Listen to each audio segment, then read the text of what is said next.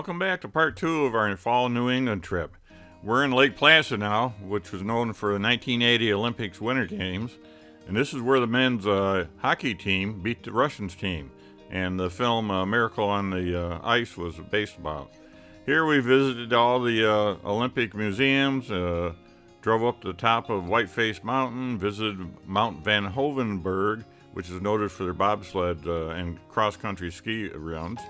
Then we went to the Olympic ski jumping complex, then off to Burlington, Vermont, where we went up to the top of Mount Washington, which claims the worst weather in the world. And then we ventured off to Sydney, Maine, where we stayed overnight at an alpaca farm. So I hope you enjoy the photos. The Lake Placid Volunteer Fire Department has some property next to it that they converted into a campsite. So that's where we elected to stay while we were here, because it's very conveniently located very, close to downtown Lake Placid. Our first stop was at the museum downtown, and that's when I quickly discovered that this is a huge business and operation. To this day, athletes from all over the world come here to practice. It's a small town and not a huge metropolitan area by any means.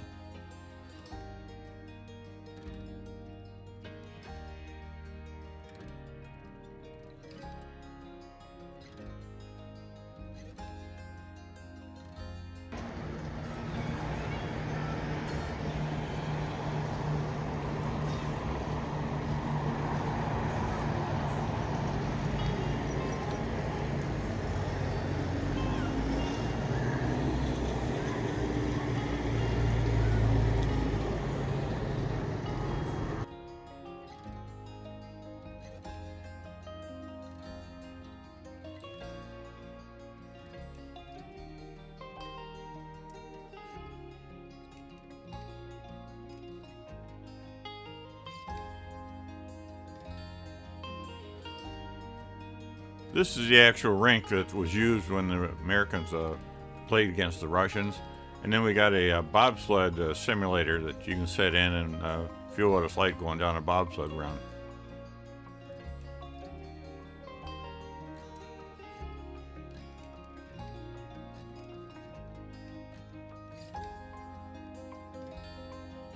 And if you look off in the distance, you can see the ski jumping complex and a little bit of the Mount Van Hovenberg bobsled runs. We're off to Whiteface Mountain now.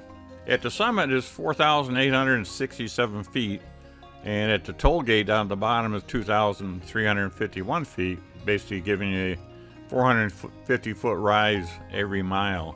It's a 5.5 mile drive, costs $20 a person to drive up there. When you get to the top, there's a 426-foot tunnel dug into the mountain. And then when you get in there, you take a elevator ride up 27 stories. That's 271 feet to get to the actual top. Of course, if you want and adventuresome, you can take a quarter-mile ridge hike up there also.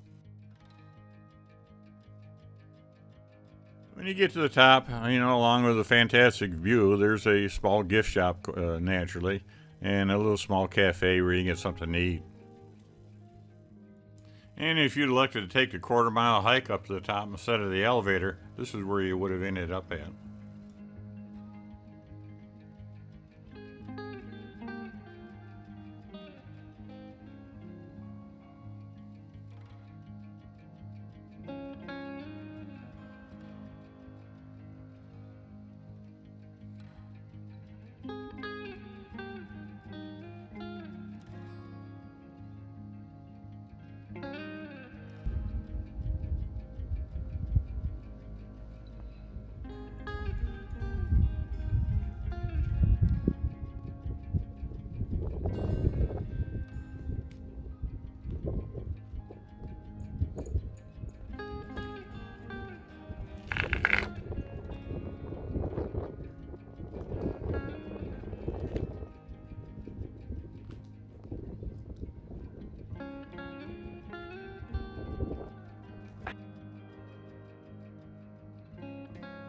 After leaving Whiteface Mountain, we headed down to Mount Van Hovenberg complex.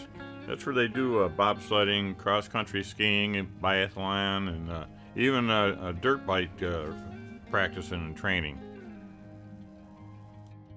We signed up for one of their guided tours, and the first thing the guide showed us was this scooter-looking device that Denise is holding, and that's what the cross-country skiers would train on out alongside the roads.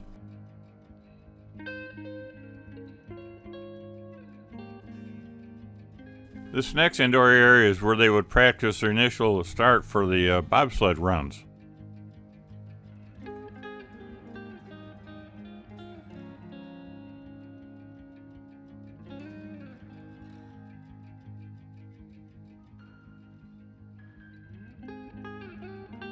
Fortunately, they have a shuttle service that'll take us all the way up to the top so they don't have to hike up there.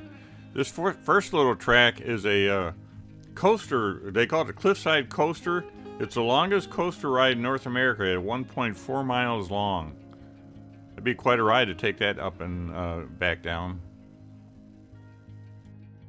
This is up at the top now, and you can see the bobsled track as it winds down the mountain. There's the ski jumps off in the background there. As we were there, we saw one of those cliffside coasters come by with a guy on it.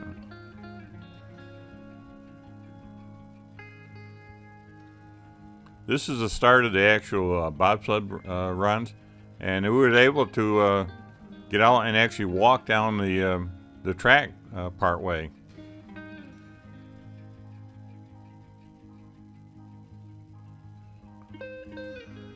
They have a secondary starting point, and I'm not sure what the difference was, but this was a little bit further down the track where they would start off the coaster runs. I think they called it a skeleton run. I believe that's the single where you lay down flat and go down the track. That's a 20-foot high bank on those curves, and that shows you how much they get up in the air as they're going around the corners.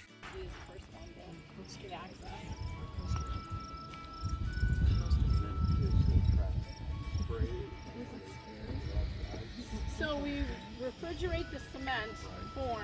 And here you see one of the athletes from Jamaica practicing the bobsled start. Now we head over to the Olympic ski jumping complex training area. And those towers are from 294 feet up to 394 feet high.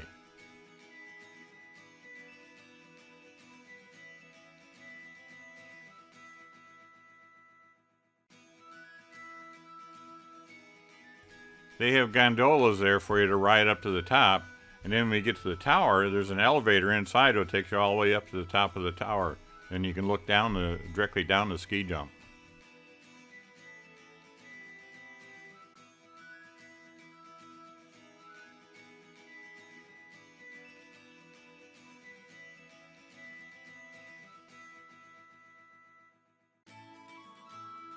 This is on top of the taller tower. And the day we were there, they had athletes practice jumping off the tower to the right, the shorter tower. And what they would do, they would actually spray water on the, artificial grass, and they had water running down the ski slope so that they could do this on dry land. That's the Olympic Museum off in the background in downtown Lake Placid.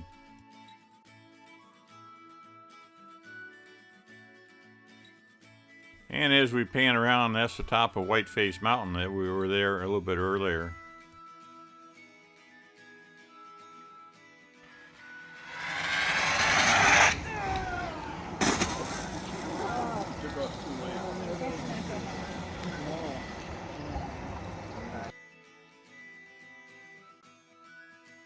Their coach told us that they come off the end of that ramp at 55 miles an hour.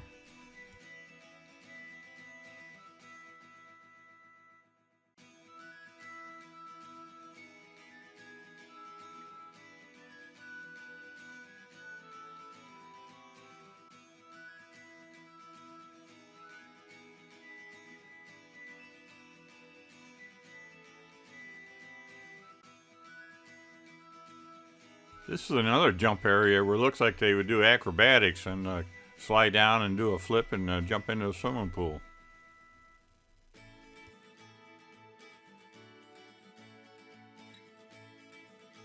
Leaving Lake Placid, we're now heading towards Burlington, Vermont area. And after we get settled into our campground, of course we see we're low on breakfast supplies, so we have to visit a local breakfast place. Yeah.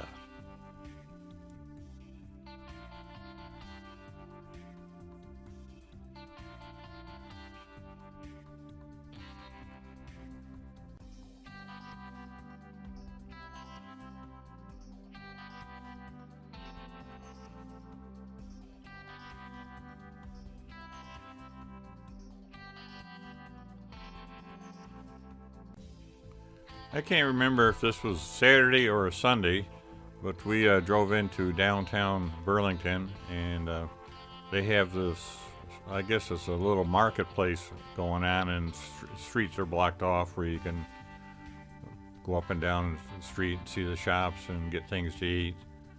And so we walked around for a little bit and then decided to go down towards the waterfront area and have lunch.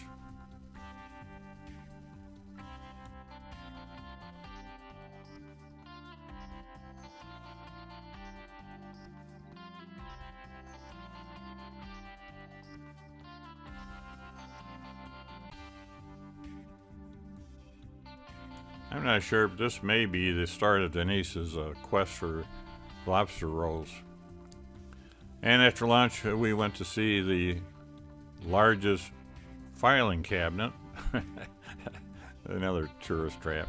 It was free, though.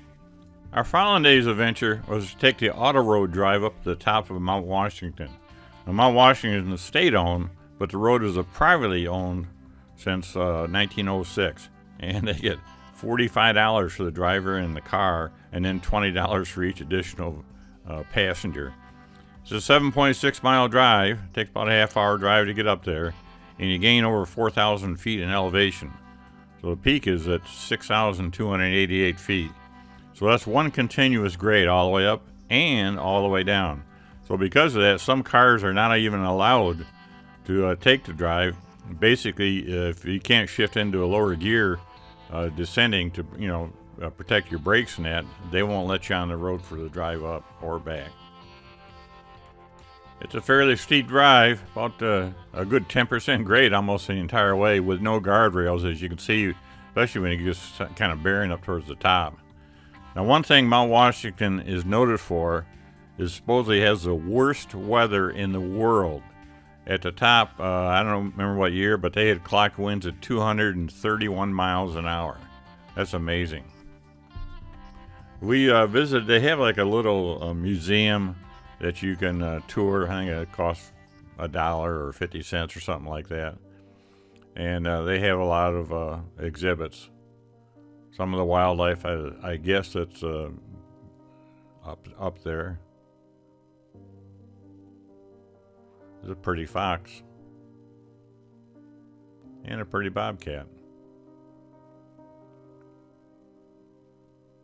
Apparently there's some hiking trails that cross up over at this point.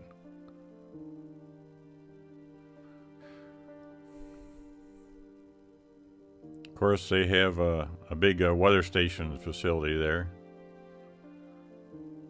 I did manage to climb over the rock pile so I could get at the actual summit.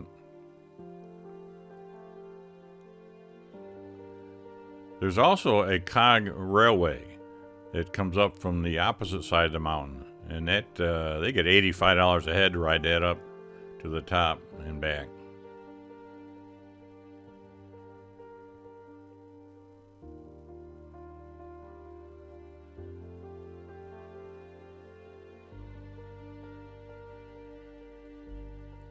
Here you can see one of the trains descending.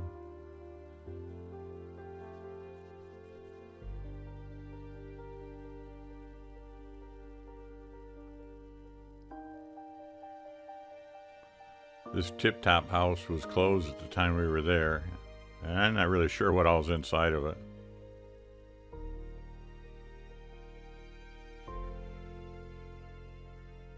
There's a big observation deck. The weather was actually quite nice. Everybody's standing in line to get their photo taken at the summit.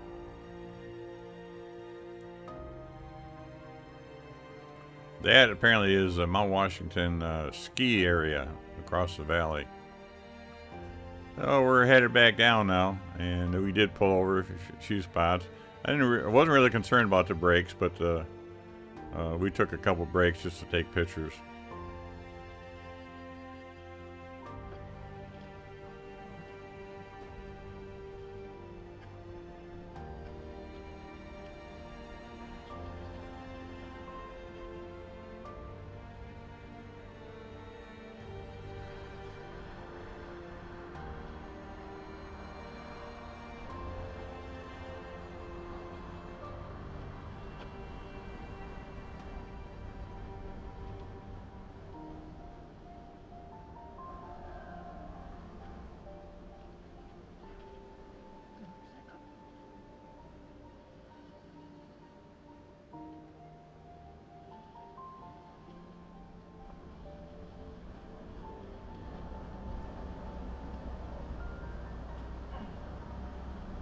take pictures of the yellow sign coming up. I can't stop.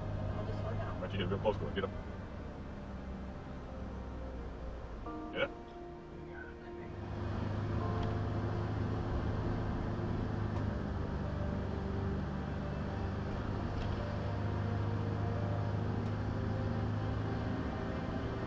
Part of the road is missing. Woo.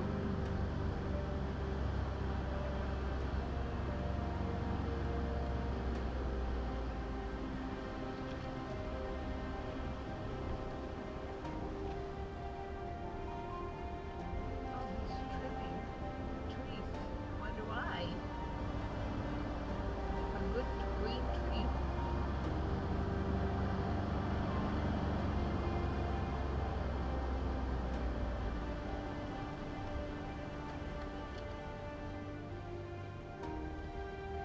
Something in your picture doesn't work.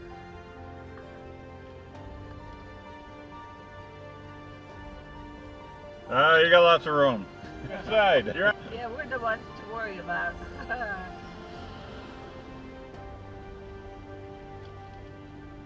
Watch your wheel.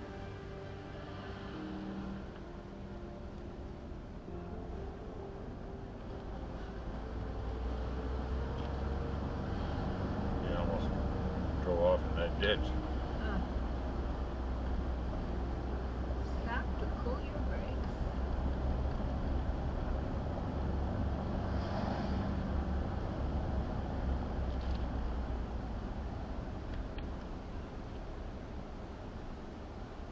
Winter cutoff.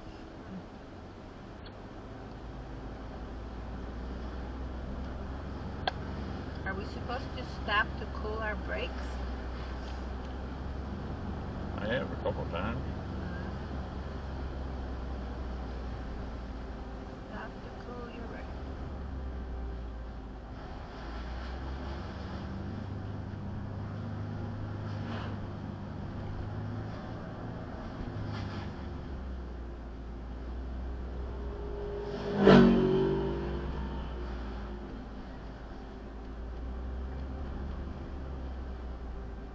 Evil here.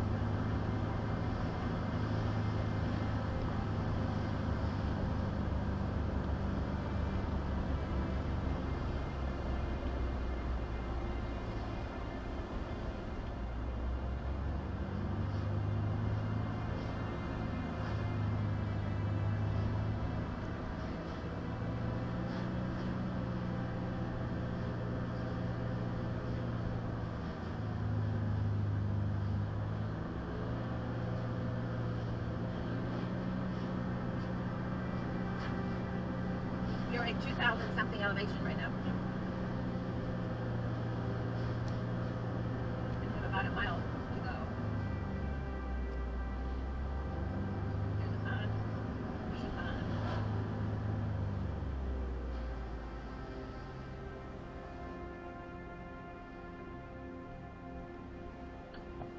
Keep shopping it. No.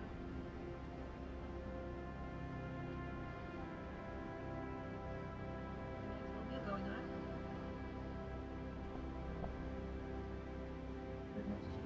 How many? After you get back down to the bottom, across the street, there was a like a gift shop. I think they had a restaurant there too.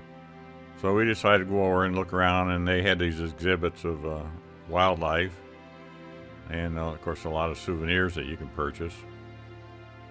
Some unusual ones at that.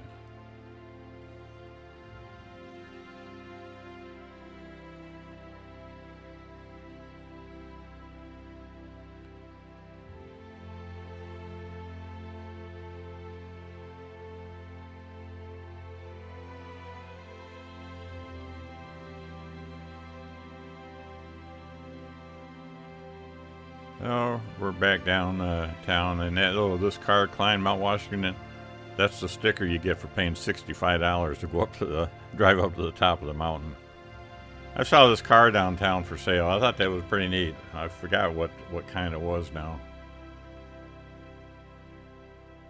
It looked like they wanted $15,000 for it.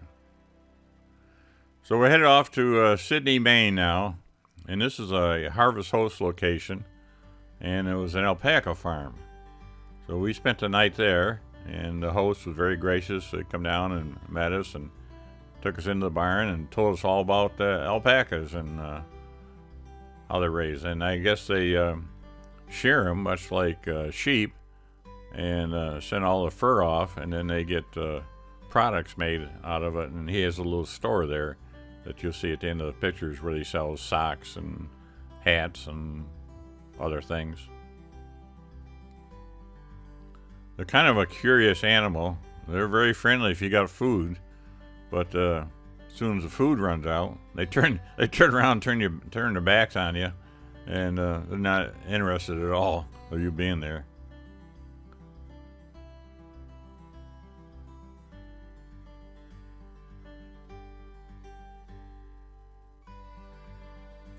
Yeah, they're all looking for food. Now the food's gone, they just turn around and they don't even look at you. These are some young ones. There's a mama and her young one.